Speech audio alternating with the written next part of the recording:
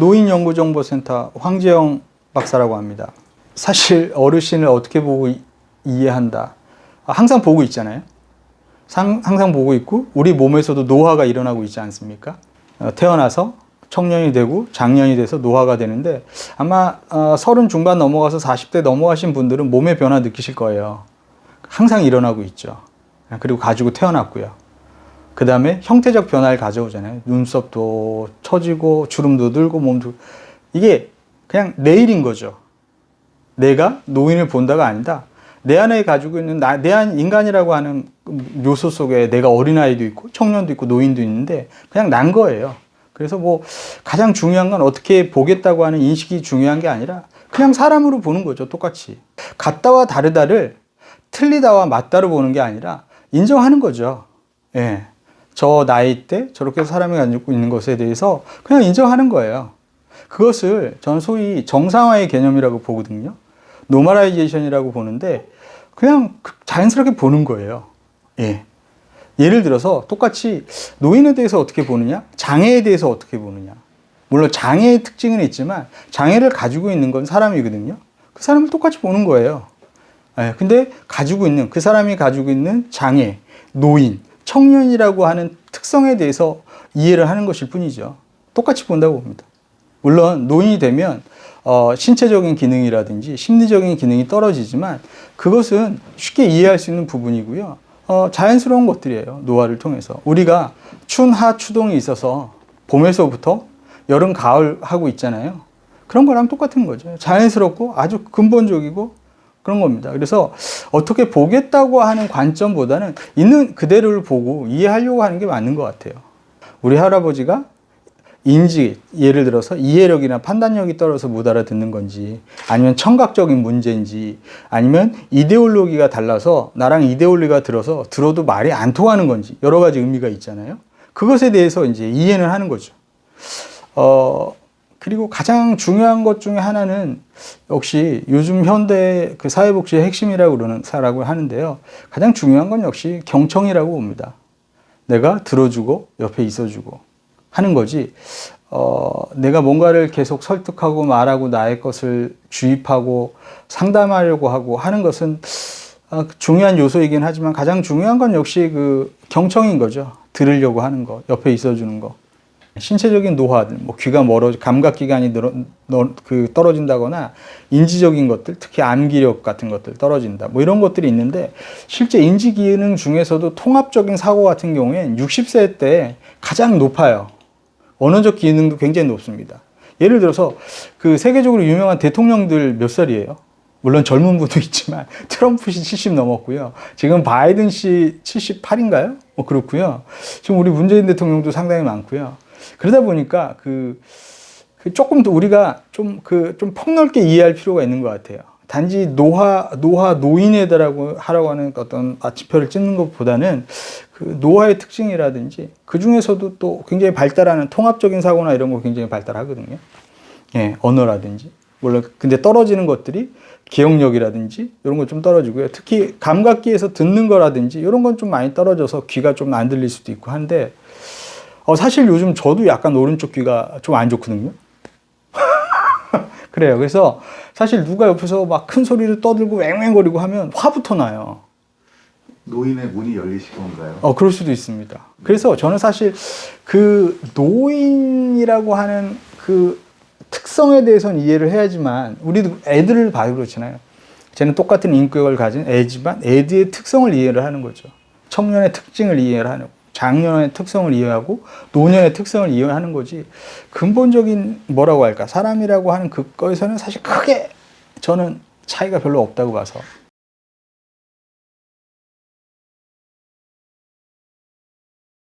그 노인이라고 하는 분들이 주체가 되어야겠죠. 자기가 주인이 돼서 노인들 스스로 노인 복지를 유도할 수 있는 그런 세력화라든지 존재가 되어야죠. 우리는 워낙 노인들이 가난하시고 과거에 좀 못 배운 분들 많고 하다 보니까 복지라고 하면 뭔가 시혜적인 느낌이 많잖아요. 아직도 복지 서비스를 받는다 그러면 좀 저소득이거나 근데 복지라고 하는 건 역시 주인은 노인이고요. 노인 복지의 주인은 노인이고요. 그리고 그분들이 리드해야 되고 권리라고 생각해요. 그러니까 그 이 나라에 태어나서 내가 좀 무슨 사업하다가 좀 망하고 그래서 재산이 아무것도 없고 난 참 열심히 살았는데 그럴 수 있잖아요. 그렇죠? 그러면 수급자가 될 수도 있잖아요. 이걸 이제 노인의 돌봄의 사회화라는 얘기를 하는데 예를 들어서는 예전에는 사실 그 기본적으로 특히 우리나라 같은 경우는 가족 중심의 사회였죠.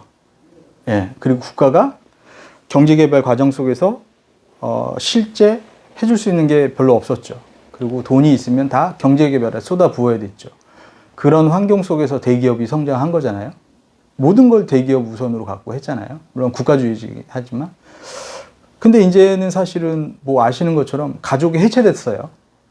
해체되고 지금 맞벌이 부부, 뭐 선생님들은 어떨지 모르겠지만 웬만한 능력이 있지 않은 남자 아닌 이상 여자도 벌지 않으면 서울이라든지 도시에서 애들 키우기 어렵습니다.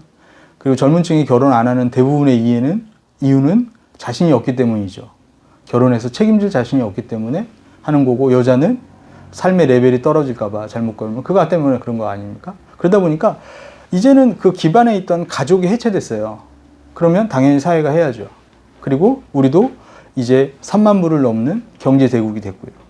근데 아직도 사회는 국가적인 사업을 한다거나 발전에는 돈 쓰는 것에 대해서는 인색하지 않은데 아직도 우리 공동체원 중에 좀 능력 없고 이런 분들에 있어서는 조금 돈 쓰는 것들이 좀 약하지 않을까.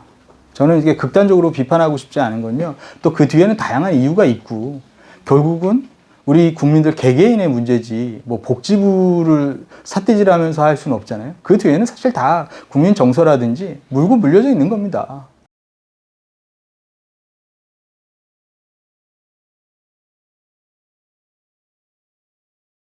노인들의 그 활동 반경이 굉장히 넓다. 그러면 지역의 그 영역을 굉장히 넓혀도 될 것 같아요. 근데 사실 80세, 돌봄이라는 게 필요한 80세, 75세 이상 되면 사실 버스를 타거나 아니면 걸어서 갈 수 있는 거리가 한정되거든요. 특히 이제 뭔가 편마비라든지 몸이 더 불편해진다면 사실 100m 가기도 쉽지 않을 거예요. 그렇다면 그분의 활동 반경이 작기 때문에 작은 지역에서 돌봐주는 게 맞는 거죠. 가장 근본적인 이유는. 근데 문제는 뭐냐면 우리는 조선시대부터 중앙정부 중심이었고 지금 근대화 과정 속에서 행정이라든지 이런 것도 다 사실은 중앙정부 중심의 역할을 해왔고요. 지자체가 사실은 의료보험이라든지 장기 요양의 보험자가 아니잖아요. 예, 지자체에서 하는 일이라는 게 사실은 행안부 관련 일들이 있고 그래서 뭐 조금 역할이 너무 작아요. 근데 그거를 굉장히 많이 해야 되는데 사실 몇백 년 동안 아주 오랜 전통 속에서 해온 경험도 별로 없고요. 지금도 사실은 약하기 때문에 하는데 사실 그 지역에서 이제 돌보기 위해서는 그 뒤에 있는 제도도 바꿔야 되고요. 그 세금 제도도 바꿔야 돼요. 세금도 바꿔야 되고요. 국민들의 의식도 바꿔야 되기 때문에 사실은 말은 쉽지만 우리의 그 수백 년 내려온 습성이라든지 현대사회에서의 우리의 어떤 조직 체계 이미지 이런 것들이 굉장히 많은 그 시간을 필요로 할 것 같습니다. 사람이 살아가면서 누군가를 돌볼 수 있는 것처럼 고귀한 게 없잖아요. 사실 목사님이나 스님이나 종교라고 하는 것들이 그 사람들의 영혼의 삶을 인도한다면 돌봄에 종사하는 분들은 그분의 일상생활 지원을 하잖아요. 아무리 잘나고 똑똑한 사람도 먹고 입고 자고 똥 싸고 하는 게 안 되면 그 사람이 잘났겠습니까? 가장 근본적인 거란 말이에요, 우리 삶에. 근데 그걸 도와주는 분들이에요. 근데 우리는 굉장히 낮게 봅니다. 그래서 첫 번째 인식이 좀 바꿔야 될 것 같고요. 두 번째 아까 말씀드린 것처럼 젊은 인력이 들어와야 된다고 봐요.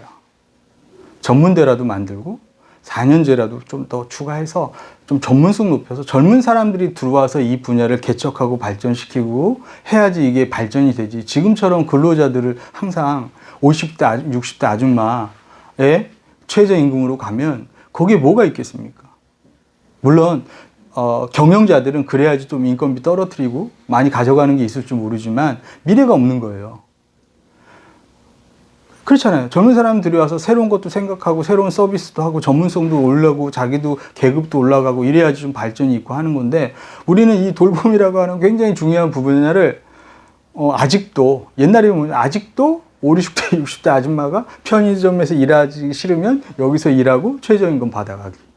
그러니 뭐 서비스의 전문성이나 다양성이 있을 수도 없고요. 미래도 암담하고요. 이대로 가면 사실 외국인 노동자들에게도 풀지 않을까요? 그러면 이제 말도 안 통하는 상황에서, 물론 그 굉장히 친근하고 좋으신 외국인들이 많으시니까 다 말하고 싶지 않지만 의사소통이 안 되면, 그리고 문화가 다르잖아요. 방문 요양 같은 경우에 밥도 만들어줘야 되고 하는데 갑자기 샌드위치를 낼 줄 모릅니다. 그 다음에 태국면은 맛있을래나? 아니, 뭐 그렇습니다. 그래서 우리가 좀, 이 돌봄이라고 하는 가치를 좀 다시 봐야 돼요.